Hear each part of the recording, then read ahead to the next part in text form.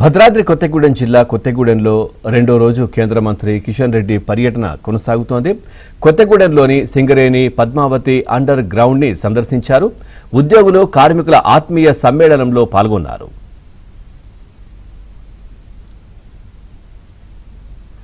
Site visit self declaration మాత్రమేనని, సింగరేణిలోనూ అమలు అయ్యేలా చేస్తామని కిషన్ రెడ్డి తెలిపారు.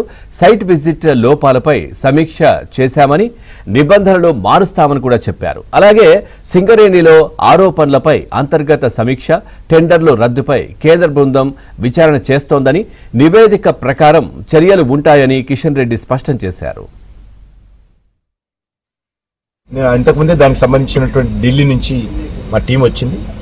టెండర్లు రద్దు చేయడానికి ఎందుకు సమస్యలు వచ్చినాయి, రద్దు చేయాల్సినటువంటి పరిస్థితి ఎందుకు వచ్చిందనే విషయం కూడా మేము చర్చించాము. ఆ నివేదిక కూడా నాకు ఇస్తాను. సైట్ విజిట్ అనేది ఒకటి నేను స్పష్టం చేయాలనుకుంటున్నాను. సైట్ విజిట్ అనేటువంటిది మా కోల్ ఇండియాలో కూడా ఉంది.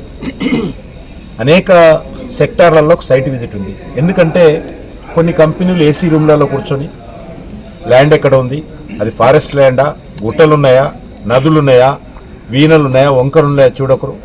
అక్కడ అసలు మరి రోడ్ కనెక్టివిటీ ఉందా, పవర్ కనెక్టివిటీ ఉందా, ఏమీ చూడకుండా మరి ఏసీ రూమ్లలో కూర్చొని టెండర్లు వేస్తే అల్టిమేట్గా టెండర్ వచ్చిన తర్వాత టెండర్ పనులు ఆలస్యమైతే నష్టపోయేది సమాజం, దేశం. ఈరోజు 5 సంవత్సరాల్లో 3 సంవత్సరాల్లో కోళ్ళు ఉత్పత్తి చేయాల్సినటువంటి కంపెనీలు 10 సంవత్సరాల వరకు కూడా కోళ్ళు ఉత్పత్తి చేయకపోతే మనము ఆర్థికంగా చూడకూడదు. మన డిమాండ్ ఏదైతే ఉన్నదో కోళ్ళు డిమాండ్ దేశానికి సంబంధించినటువంటి